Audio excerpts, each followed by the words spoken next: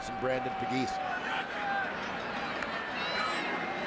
So a long field now for the Tiger Cats after a Hamilton penalty on that return.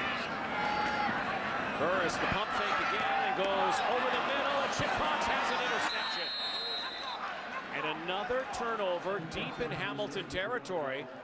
First one earlier in the ball game, a fumble by Siobhan Walker. This time, Henry Burris's first pass intercepted here tonight by Chip Cox. Chip Cox has been matched up on Andy Fantuz a lot tonight, working from the number 3 spot.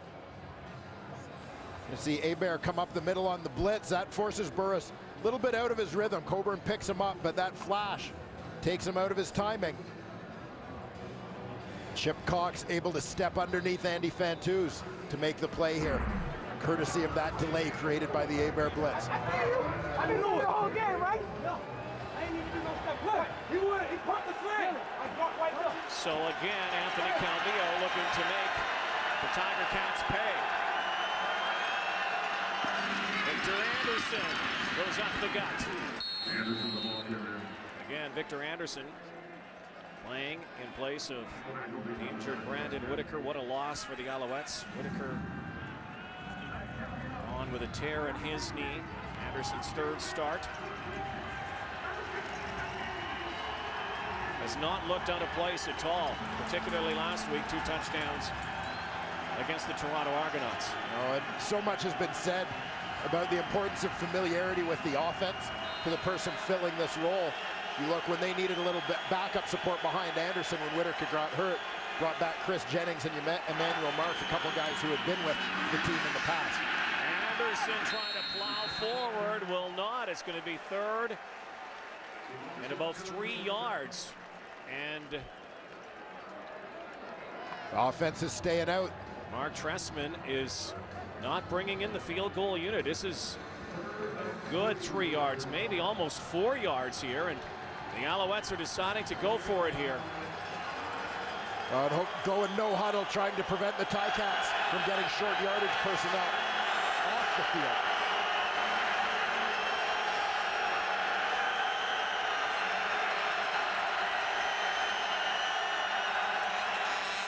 There's the rush again in the air, and the Alouettes turn it over. The Tiger Cats hold.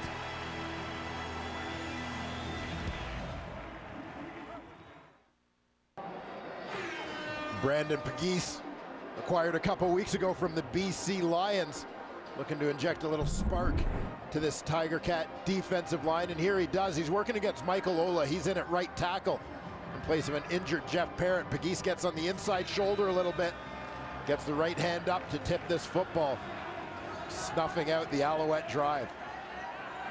The Alouettes, after the interception, come away with no points. Pegues comes from the BC Lions. Over-energetic guy, and might have been too over-energetic in BC as Burris gets sacked again. Rod Davis in his quarterback hunting. There's just too much pressure coming on this play. Avon Coburn's in the backfield. He steps up to help out one of his offensive linemen on the block here. Meanwhile, you've got Rod Davis coming off the edge. He's unable to get to him because he's got to take and help out on that inside pressure first. Couldn't get out to his guy Davis coming off the edge. Just too much penetration on the inside. Second down.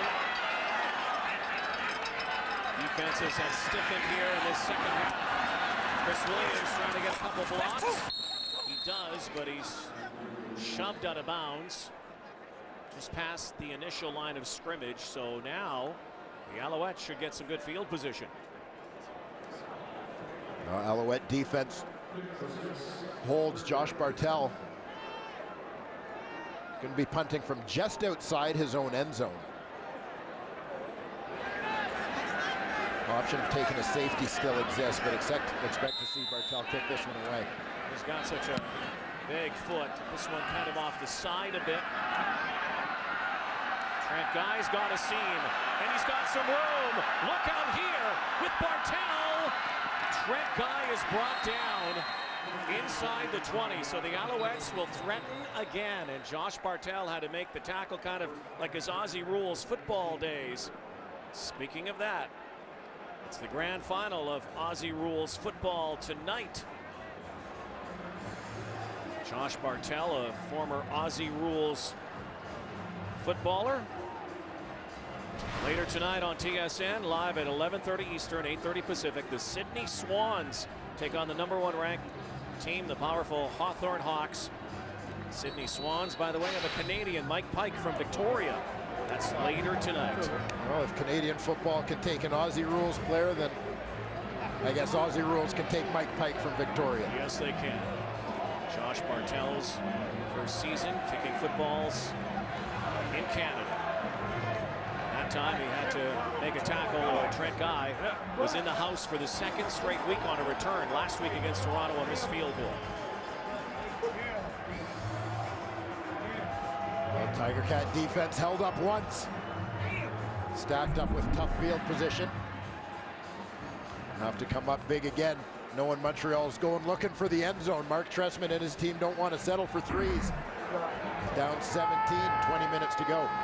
You ever watch that Aussie Rules football? That's good stuff. A bit, yeah. No equipment, no helmets. Big guys. Running into each other. Red zone immediately again. The Alouettes have to find a way to the end zone.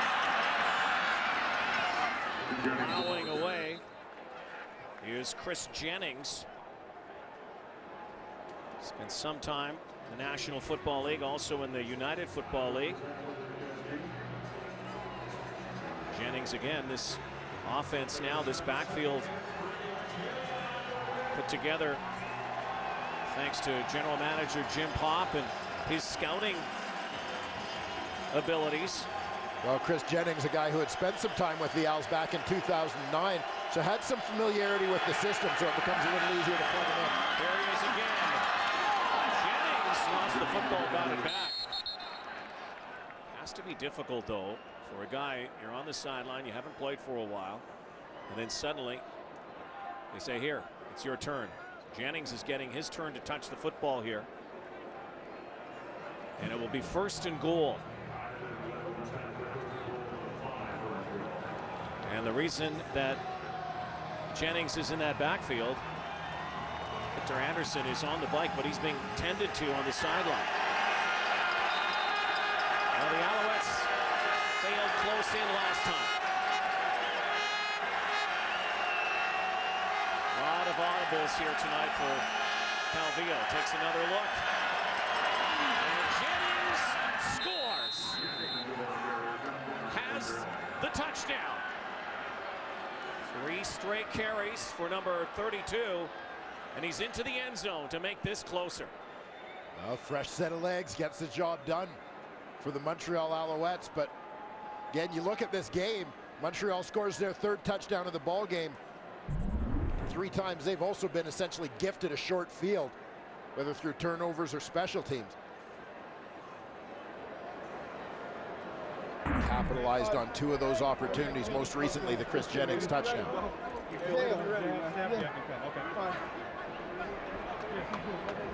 again, Chris Jennings wasn't even on the field in the first half.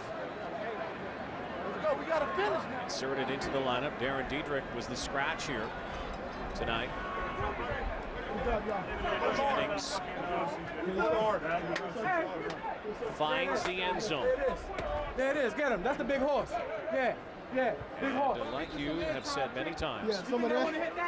whenever the Alouettes are trailing, be careful. 17-point lead is now just 10. And the Alouettes have some serious momentum even without Victor Anderson. Here's Kate. All right, thank you very much, Rod. Well, Victor Anderson came off during their last possession limping. He was holding on to that right quad. He hasn't returned to the game since. The training staff continually looking at him. As you mentioned, he just jumped on the bike. Looks to still be in a lot of pain, though, but obviously trying to stretch that right quad out. Rod? If the Alouettes don't have enough troubles with injury problems with their backs. And Brandon Whitaker out for the season. He had missed some time earlier in the year, which opened the door for Victor Anderson. but certainly very un-Montreal Alouette-like to potentially find themselves in a position of playing with a running back who wasn't even with the team in training camp. That said, Chris Jennings looks very, very good here in his return to Montreal. Yes, sir. Well, that's what champions are made of in this Alouettes team through the years. You know, ever since Anthony Calvillo left Hamilton in 1998 to go to Montreal, the Alouettes have done nothing but win. Never missed the playoffs. Won 3 cups in 8 championship games. Maria Jones, Olivier Brouillette brings him down, and Henry Burris and his offense have sputtered here in this second half.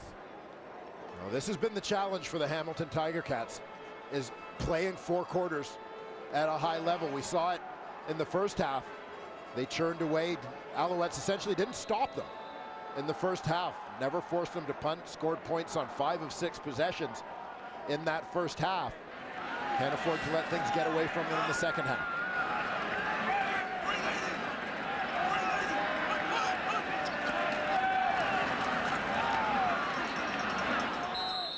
Credit the Alouettes defense. John Bowman said it with Kate Burness for the third quarter that defense had to tighten up, put some more pressure on Henry Burris, and they have done exactly that. They have absolutely stifled the Cats here. And Jeff Reinbold, the defensive coordinator, back in the Canadian Football League, former Blue Bomber head coach.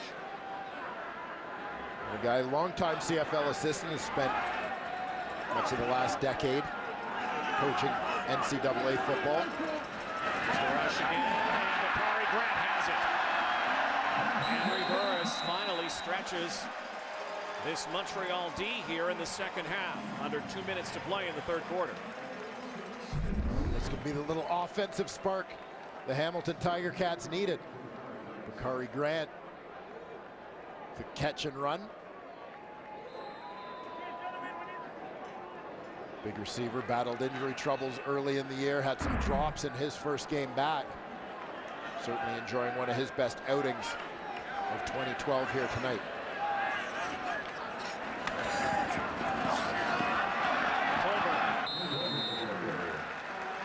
Scoots over the middle. Bakari Grant started early and has been seen a lot.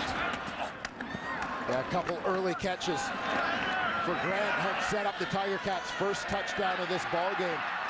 He's come up with a couple of other tough catches in traffic to help out his quarterback Henry Burris keep drives alive. Guy's got great size, great speed. Bouncing back after a game last week in which he only had 1 reception. Burris back to his favorite target tonight. We say favorite target, although Andy Fantuz also has 2 touchdowns. Another second down conversion, and now this Tiger Cat offense starting to roll again. Yeah, Grant looks like may have been shaken up a little bit on the takedown there. They tried to get him on the crossing route as he approaches 100 yards on the game. Speed of Gerald Brown able to track him down before he could turn that one upfield.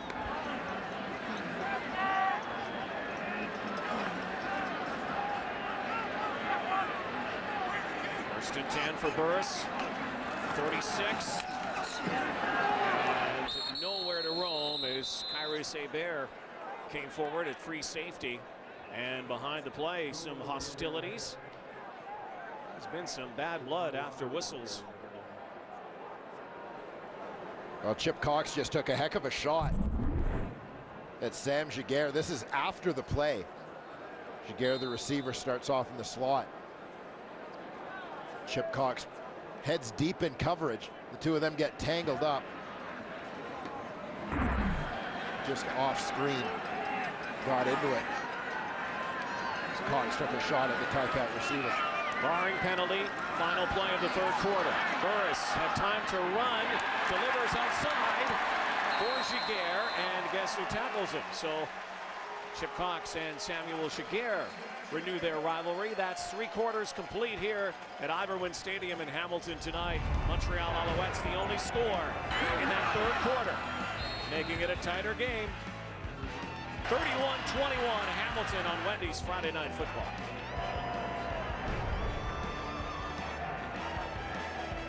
Well, as usual, a high-scoring game, and as usual, the Montreal Alouettes playing comeback.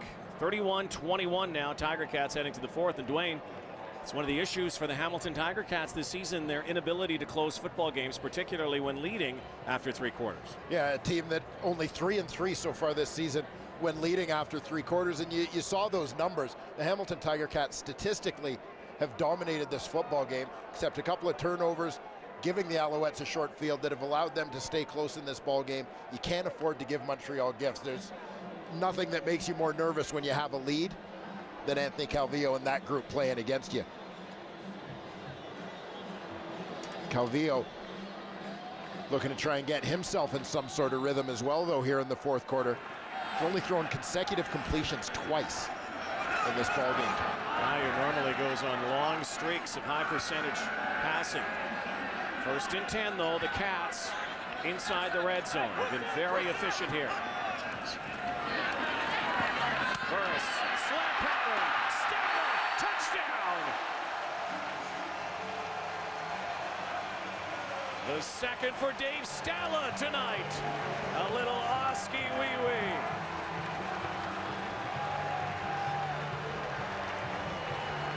And again, the boot into the stands for another Dave Stella celebration.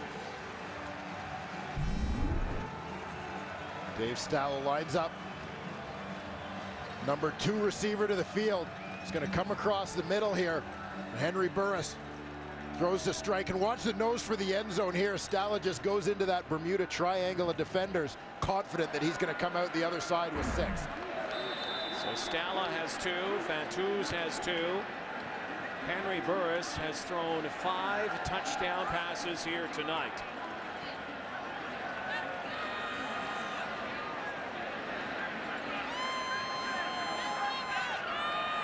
Again,